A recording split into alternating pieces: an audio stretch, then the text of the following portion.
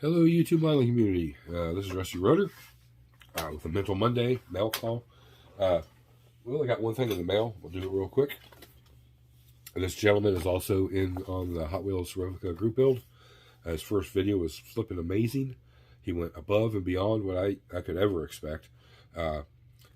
Super kind words. Thank you, sir. I appreciate you.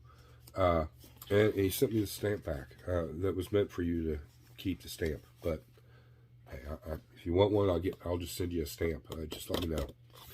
But super kind words. There's his email.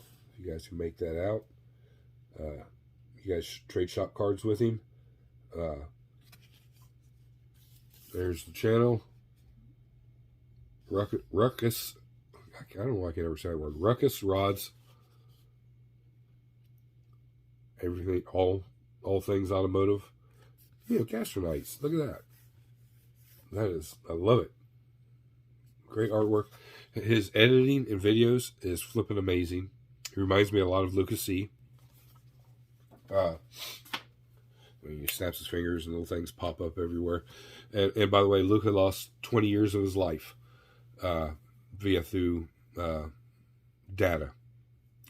His computer crashed and he's not been able to, I guess, edit and do the things he normally does, which has got him frustrated.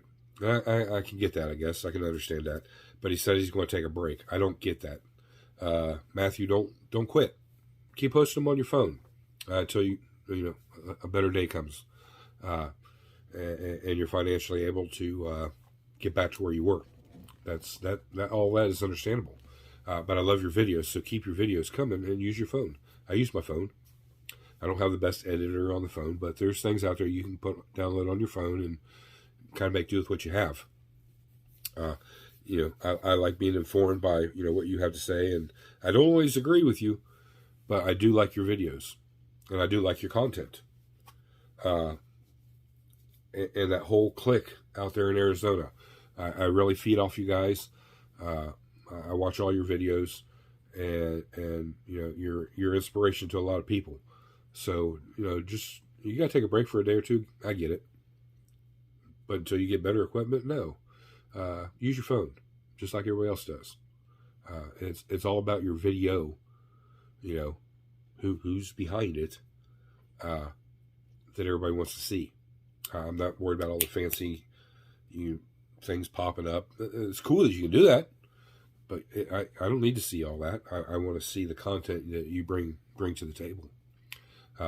I've been fighting a cold since I've had the surgery. What's one reason why I didn't make a video Friday. I've worked on the Buick. I've worked on the Diorama. The Diorama I'll hold until the 27th. Remember, everybody that's in the group build, your update on your progress is due October 27th by midnight. Whether it's my email, YouTube, or Instagram. If you're on those other two, or this one, or Instagram, link me to them. That way I get to see them. I'll try to put little collages throughout the whole process, showing everybody's progress. I'll do a group picture at the end of everybody's builds, and I'm going to send that off to one of the pharmacies, CVS or Walgreens, that does film pictures, and have this turned into pictures. I'm going to send one to each one of you, so you have it to put in your shop or up on your wall somewhere in your office, whatever it may be, as a thank you from me to you for entering it. The Buick is flawed majorly. It's flawed to the point where the idea of would it win or would it lose, in my mind it would lose, only because I've seen what that shows. That's the Mental Monday. Competitiveness, model competition. No matter what level or platform you're at. I like the smaller venues. I guess it's kind of arrogant of me. I have better chances at winning at smaller venues than I do on a bigger venue. And I lose a lot too, so it's not that I always expect to win, because I don't. I never, ever, ever, ever, ever expect to win when I go to a model show. And that's my one piece of advice I could give, I guess. Don't expect to win. Be humbled and grateful that if you do, but same fact, don't expect to win. That's super arrogant. I've been to enough shows to know how judging is, and I'm not impressed by it. I gotta tell you, I'm the complete opposite. I think it's biased. I think it's favoritism. There's a lot of other things involved in it that I don't like, appreciate, or want to associate with. That's why I don't compete. You're going into an unfair advantage right out of the gate before you even are aware of it. And then at some shows that it's not relevant, and you have just as good a chance as anybody else. Those are the shows I like to go to. I'm not going to get deep into that. This is one man's opinion. I know there's a lot of guys that do judging that are model builders, and they'll disagree with me, and that's fine. It's your opinion. You're entitled to it. The Buick started off as a vision. We were going to do just a resto mod. Quick, simple, be done. A month. I allowed a month to build this thing. We did the open box review. And then all of a sudden, it just, all the wormholes opened up. Everything flowed. All the ideas I had. I want to do this. It worked. It went. It happened. Fitted. Boom. We're good. I want to do this. I did it. Boom. It fit. It worked. Okay. Well, let's go ahead and get the body painted. At least get it in paint. I had some issues. Well, it turned out okay. Then it came time for the decals. Well, that was, I already knew, was always aware. Decals were going to give me a problem because I'm not good at them. And, I procrastinate and say, you get better by doing something. Well, it's true, but I don't like decals. Therefore, I try not to use them as much as possible. Now, the little decals like you put underneath the hood and maybe on the wheel or, the Brembo on the calipers. I like that kind of stuff. I like unique, particular little placement decals.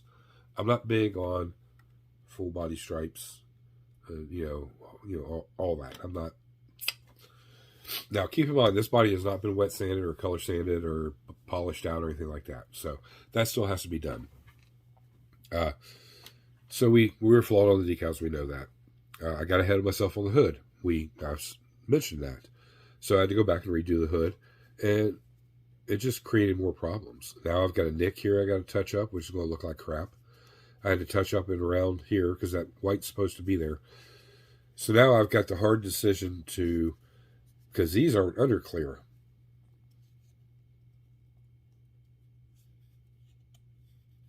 So what do I do now?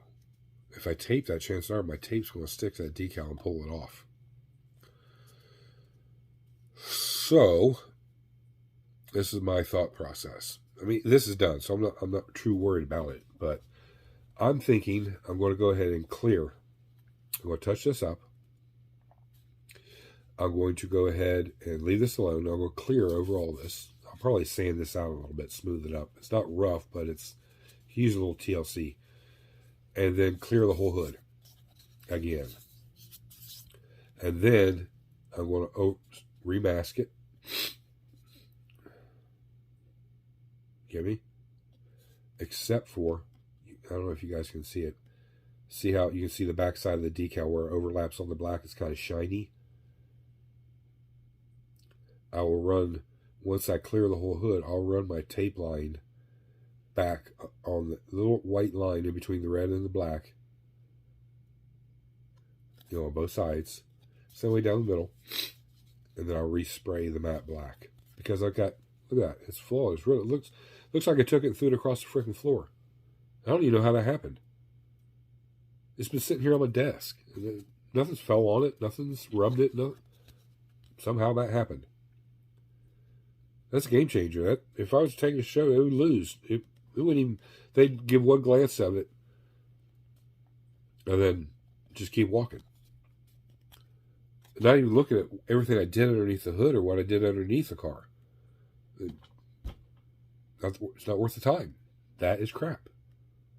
But it's a good build. I leave it just the way it is, put it on my shelf, and it's beautiful. If somebody comes and looks at it, yeah, it looks great. You know, it's not that noticeable, but I know it's there and it bothers me. So that's how I perceive things when I put it, you know, how I'm going to go to a show. And that's what I'm curious about, how you guys perceive or your thought process on shows. You know, I've been to a lot of shows. I can't say I haven't been to a lot. I've been to a lot. I've not competed in a lot. They've been smaller scale. Now, I'm bringing my stuff to Acme, and I'm putting this out here for the whole world to see and know and hear. My shit is flawed. I'm not a perfection builder. I try, but I'm still happy with the flawed work. My vision, my ideas, I brought it to life, so to speak. You know, I took what I had in my head and I molded and sculpted and painted and sanded and, you know, airbrushed into what this is. This is a badass car. You know, I'm not a beginner, but I'm not a professional. Well, I mean, I've been in professional contests, so I have to say I'm a professional, but I'm not. I'm an average builder, just like everybody else. Can I do stuff you can't do? Yep. Can you do stuff I can't? Yep. Is your stuff cleaner than mine? Probably. Do I put a lot more craziness into mine? Yeah, I sure do. Can't argue with any of that. Just like Matthew over at Model Car Videos. He just did a little video reflecting back on Lucas C's issue. I'm going to kill Freddy's offspring here. All right. You know, you get lost sometimes in the model, and it becomes unfun. It becomes work. Do we want to, you know, burn out and vanish and, you know, fade away? No, we don't. You know, I build at a level that most of you don't. Sorry, I had to. Horrible allergies on top of a head cold is a lousy combination, guys. I build at a level that is, there's no judging or anything that you can do for it. So, like, when I say that, it's like, right now I have three major dioramas sitting here staring at me.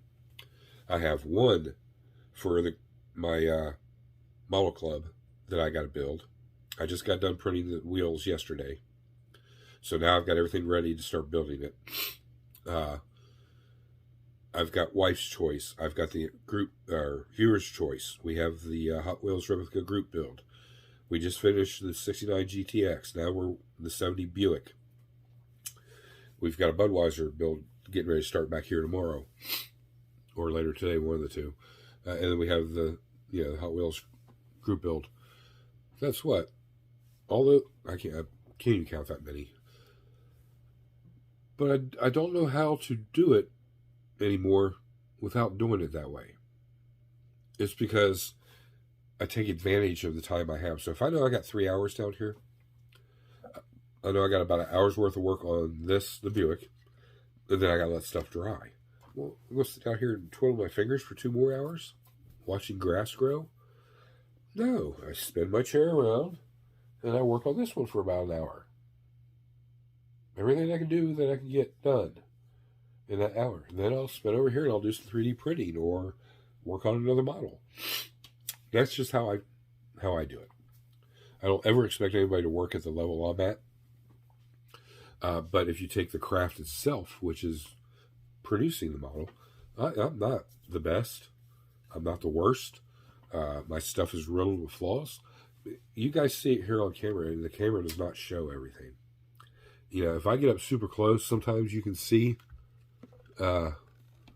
Now, I did tape off and do all my window frames and everything else. I had to come back and touch up some of it, and then again, you can see it is dirty, so it looks like there might be a lot more flaws in there, but you can see there's dirt in that paint. Well, it's not in the paint; it's in the clear. Thank God it's in the clear, because I got to wet sand that out and polish it out. The hood is a different story. So I think my thought process is I'm going to clear coat the whole thing, get those decals buried. And then I'm going to come back and mask off and redo the black matte. That way I have a nice, slick, clean finish. And I think I'm not going to worry about the white around the vents. I'm just going to matte it all out. I'm not that good enough to, I mean, you can see it looks good on camera, but it's not. It's sloppy. I need to straighten these edges up somehow a little bit. I don't know if I'll be able to or not, but we'll try. Underneath turned out okay. I hand painted it, so it's not perfect. I may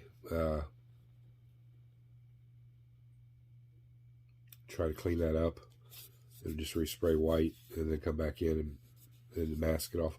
I see that's the mentality of thinking show. Everything's got to be perfect. I really don't care. So I don't know why I'm struggling bouncing back and forth with it. So that's why I'm curious what you guys think about it. Does your mental process go, you buy 5 kits, the same kit, and then you start building, and if you mess up something, you just immediately go to that new fresh piece and or 2, 3 kits, whatever it is, and then grab another piece. Or are you like me? I buy 1 kit, and it's one and done. It's got to be, I got to nail it. Whether I got to strip this and redo it 3 times. That's why I don't like competing, because it makes me nervous, and then I'm not. My expectations have been shot down. If you understand what I'm talking about, but I'm curious as your feelings on that. Are you a super competitive person? That's what drives you. I understand that, and I can admire that. I hate arrogant people that are at that level, that think that their builds are the best and nobody can compete. I can do this. I can lay down the lowrider paint job, and ain't nobody can do anything better. I'm the master, and you may be the master, but you're only gonna be there for so long, because these young bucks are coming up and they're better. I've seen it happen. I've seen some guys, old cats, that are better than anybody. But I don't believe in that. I believe in taking my vision and trying to reproduce it into a model kit. And hopefully the outcome is good. Good is mediocre, if you understand that. Everything I build has flaws in it. There's nothing that's flawless. I've gotten lucky a couple times, and the flaws have been pretty much areas you can't really see. They're not handling the model at the show, so therefore they're not going to see them. So I have a better opportunity to win on that kind of level. That's why I really didn't want to bring nothing to Acme. I know I've had everybody tell me, this is primo. This is hundreds of models, and this is the best of the best. And then I've had people tell me, oh man, they've seen my stuff in person, so they see the flaws. I'm sure. I hope they do. Oh man, you got and that reassures me. I at least stand a chance, maybe. But for better or for worse, Rusty Rotor is bringing his models. And I hope that everybody can just look at them and appreciate them for what I've put into them, more so of them being perfect. Because, I think that's where I take my achievement and my reward out of, is people that can appreciate what I did, and maybe it's something they can't do, and I can, because I certainly do that when I go to a show. I see somebody do some things that I'm not even attempted. I've known about it, but I'm not attempted because I can't. and I sit there and stare at it forever. My wife's tugging me, come on, let's go, let's go. And I'm like, I'm just standing there in awe because of what they did. And, that's my stuff. That's where I guess I fall into the whole scheme of things. You're not going to see perfection with my stuff sitting on the table. You're not going to see showstoppers, award winners. You're not going to see that. But you are going to see somebody's vision in something and hard work and determination to try to recreate it into, a little hunk of plastic. And hopefully that people will see it for exactly what it is. It's a vision. I took it and I sculpted it and molded it and put my blood, sweat, and tears into it to achieve what I was looking for. I'm not trying to please everybody else. I'm not one of those guys. There's a lot of those out there. Too many of you. You need to build for yourself and have fun, and don't worry about the competitive side. Competitive side, it can be fun too, but you got to be mentally prepared to work at that level. And financially prepared, because those guys buy 5, 6, 7 model kits, and they'll work on that for a year. Some will work on it for 2 years before they even take it to a show, and it's a showstopper. It's a piece that they'll take it around all that year, travel the circuit and show it at every show, and they'll take first place, second place in every show they go to, and they do that every year. No. Kudos to them, but no. I mean, I appreciate the work they put into it. Yeah, it's a showstopper. It's amazing. I'm 56, almost 57 years old. I don't have time to keep building one kit a year. I'll never get any of this built. Quantity over quality, I guess. I try to do quality over quantity, guys. I do really start off trying to be perfect, and it turned out perfect. But your perfect vision is not always going to turn out perfect on your finished product. And that's a long story short. But I am curious to see what you guys think about the competitive part of this hobby, which is shows. Are you highly, highly motivated and competitive? You're at the level where you're building one kit a year, or maybe 2 kits a year, and they're both for show. They're 2 different categories, and you bought 3 or 4 kits. That way, if you make a mistake, you can just grab a spare part and keep going. And then while you're doing that, you're stripping the other one in case you mess up this one, or what is your thought process in it? Or do you just build like me and you take it to a show and you hope for the best, expect the worst, you hope for the best, and enjoy showing what you have and what you've done to other people? And I think that's what the name of the game is. Too much emphasis is put on into a show. Fred Henry is a cat that has been a mentor to me. Same way with Charlie Mack. They've got different styles. Fred Henry is a pro street, pro stock builder, and he's got his rhythm down. He knows what margins of error he has to work with, to pull off. I've seen him go to the NNL shows, the other big shows, and pull awards left and right. And that's amazing. But he builds other models. He does airplanes. I've seen him build race cars. I think he's built a tank, if I'm not mistaken. Something military based. I know I was watching him. He built a little vignette of something. He was working on a little diorama there for a while. He does a lot of other little different things. So he's not just, Acme driven or show driven. He brings the stuff. He hopes for the best and, assumes that he's not going to be the one to win him. And he's a very humble guy. He's a great person. He does a lot for our community. Lucas C, same way. All these cats are. It's the cats you don't see here on YouTube or Instagram. Well, they're on Instagram or Facebook, but they do amazing work. But they don't put it on these platforms because they're taking 6 months to a year to build one. And when they do, then they get out on the show circuit and they travel all of them. and they rake it all in, and then they come back and they start over again. These lowrider guys that do these custom interiors and these custom paint jobs, dude, I'm awestruck when I see those. I'm floored and blown away. How do you do that on that scale? I can see doing 1/10, 1/8. Big models. It's easier to tape off, easier to keep your lines clean and straight, easier to add the detail.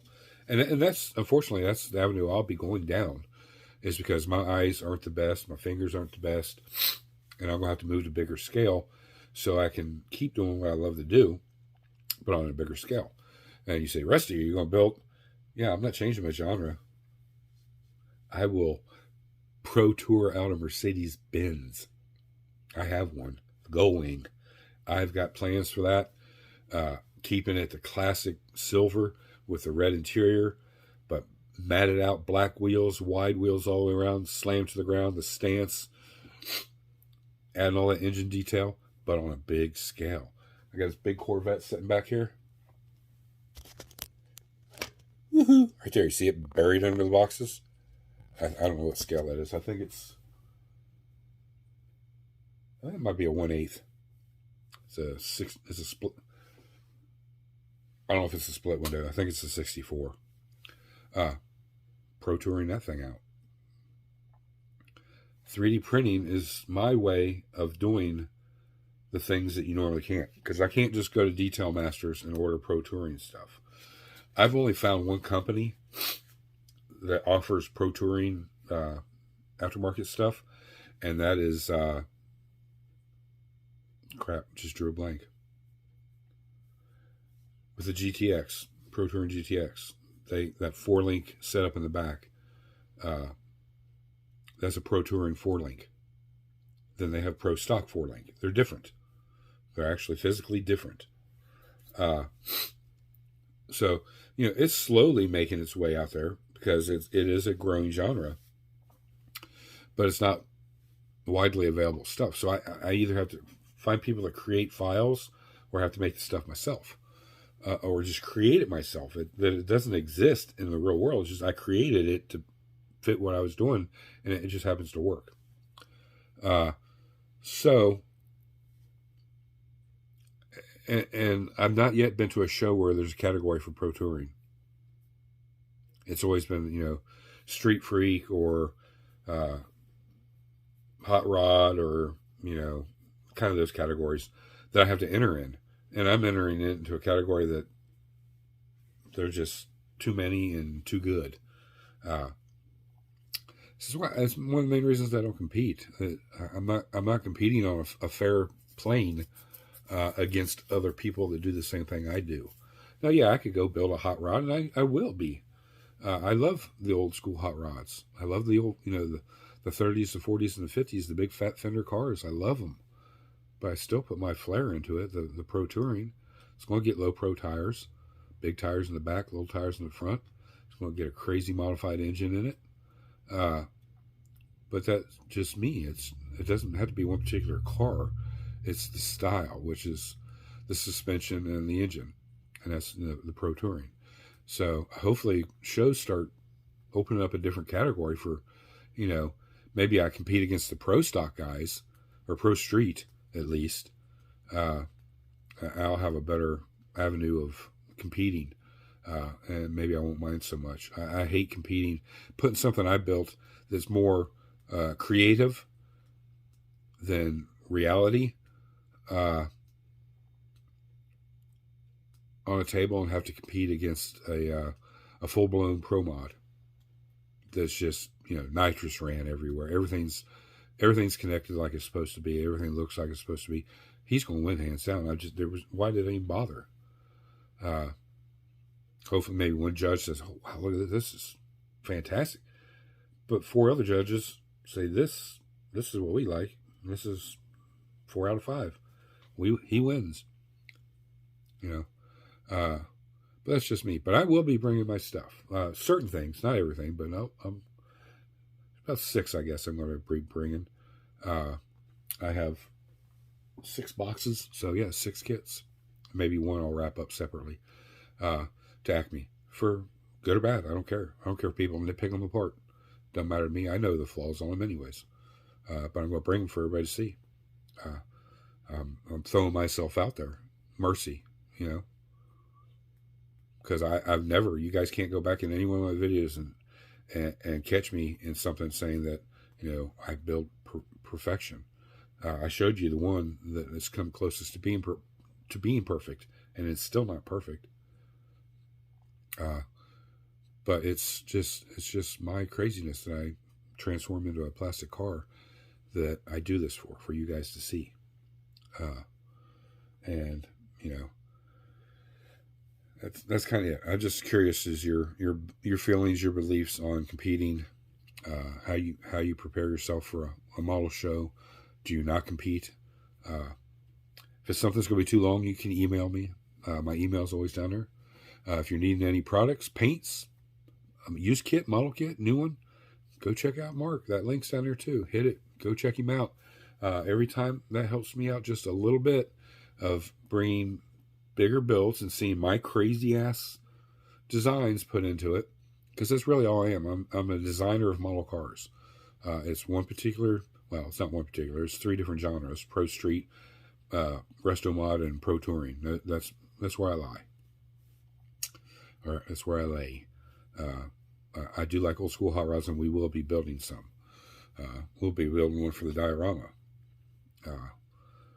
But that's not one that's figured in. It's just one I want to build that I can set on that diorama, but I can keep it separate too. Because I've been wanting to build it, and it's... I'll show it to you. If I can find it. Let me find it first. What did we do with it? Where the hell did it go? Well, like I said, there's actually 2. The first one's that 29 Ford up there. That's going to be just placed in the diorama. There it is, the 32 Highboy. Right above the Woody. I've got major for that one. And both those are going to build separate. They won't stay with the diorama, but they'll be incorporated into the diorama. But I can remove them without changing the appearance of anything. So, you know, it's 2 more builds. And like we're talking, I mean, I don't even want to. It's grown so big, so fast. It's crazy. Wednesday will be Gasser Nights reveal. I will have a slideshow at the end showing some vintage pictures of the drag strip, Edgewater Raceway. They do hold big NHRA events there. It is an 1/8 mile track now, as it used to be a 1/4 mile, because too many people couldn't stop at the end of a 1/4 mile and ended up down in the river or creek, whatever the hell it is. So years ago they changed it back to an 1/8 mile track. Even though cars are bigger and faster now, they still know they got to stop, you know, by a certain point, and then what's left of the track is the slow down portion. So it's a little safer. But you're going to see some of those pictures of the track and kind of my vision for the diorama. We're going to quickly review the kits that I have right now. There's 3 more coming. I am scratch building 2 from other older kits. One, I've got like 3 of this kit, so I'm using it to build one. And then it wouldn't be a gasser if there wasn't a 55 Chevy in there. So we're going to be building a 55 gasser.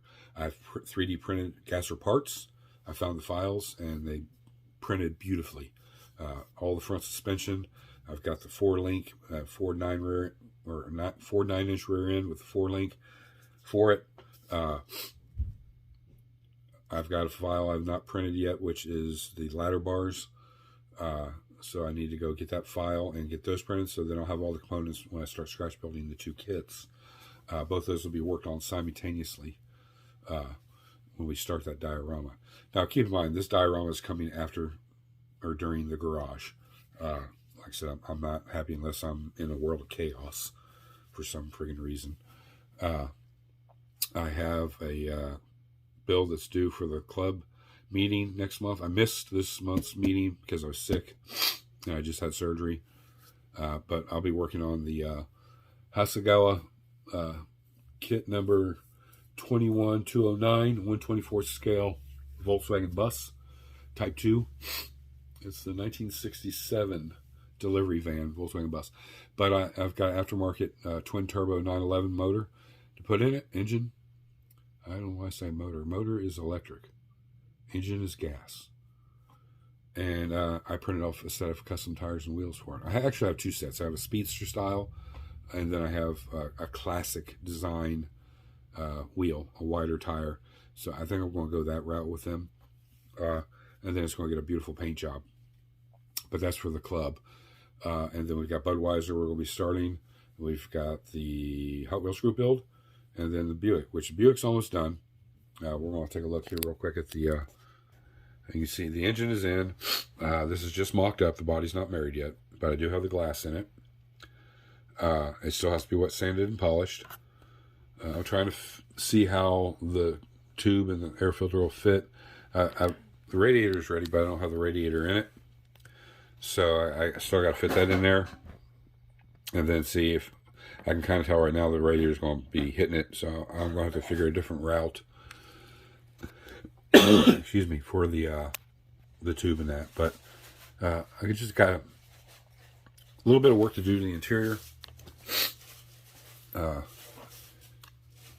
this around. You can see underneath I scratch built the diff cooler. Ran the hoses up and around into the back of the pump. The pulleys are on, the belt's on. Scratch built the drive shaft. All that's in place. I still got to put the shocks on. Got to paint the rear shocks, put those in place. And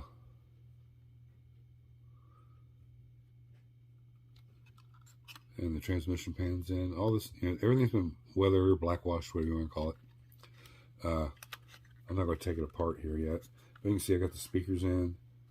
All the speakers are in it. I don't know if the ones down the kick plate are hard to see because the dashboard blocks them, but they're there. The ones in the rear, well, you can vaguely see. I know it's not as the best quality. We'll turn the camera around again and show it in there. I got all the door handles in. So the only thing that's left to do is the seat belts. Here we go. You can see the shifters in it. Why are we having so many problems with focusing? Might be a lighting issue too. It's always so bright in here, that hampers things. There you go. You can see the speaker, the door handles are in. I decided not to flock the flooring because I'm doing too many projects right now. I don't want the flocking everywhere. Even though I have a downdraft table, it still manages to, like sand, it gets in every damn crevice. So we opted out of that one. It's still nice and clean. It's two-toned. So I got to do the seat belts and put the steering column in, and the interior will be done. I got to put the Mod Podge on the dome light and put the sun visors in, and that's really it for the interior. So there's a few little things. Figure out the few little left things here on the interior compartment, and then I'll get the body off of it and get it wet sanded and polished out. Make my decision on what to do with the hood. I still have what, a month and a half, till Acme. So it'll be done, and then we'll get Wife's Choice done, and the 58 Impala, and we'll be moving right along. So I'll see you guys on Wednesday. Give me a thumbs up, thumbs down, drop your comments down there, subscription, hit your bell notification. Let me know what your thought is on the competing level of this beloved hobby. Again, Luca, I'm sad to hear that you lost all that, and I hope you get it back, brother. But don't stop making videos. Keep the videos coming. Use your phone. Show everybody you can make do with what you have. It's a bad thing that happened, but it's not the end of the world. And life goes on. I want to keep seeing your videos. I thoroughly and truly enjoy your content. And same way with Matthew. Matthew, don't lose touch. Build your models for you and you alone. And if you feel they're good enough to take it to the show, you take them to the show. But enjoy it. I love your content, and keep it coming, and keep your family involved. That's one aspect of it all that I truly like. When I sit down and use my spare time to watch videos, you guys are producing content that I like to see. Same way with Papa's Model Car Room, Model Cars with Glenn, Mark Batson, Brian, was it Gigamos? I can never say your last name right, but you know, Chuck at Chuck's Hobby Spot, the what's it called? Scale Model Experiment. You know, there's tons of things out there. Oh, and Ryan's got some stuff he's getting ready to send to the channel, some new stuff. So look forward to it, and you'll get to take a look at the. He did send me the file for the brake boosters that I had him design here a while back. So now I can print those and show you guys a Bear Racing master cylinder and booster. And he's going to send a couple of those intakes that I told you guys about. I had a few people email me, wanted to see, you know, more in depth. It's hard to do. It's on the model already. So we're going to review some of that when he sends that and his new product. And we still should have something coming from Iceman's this month for review. And we're either going to use it or build it. Whatever it is he's sending us, we're going to incorporate it in somehow. Yeah, that's pretty much it.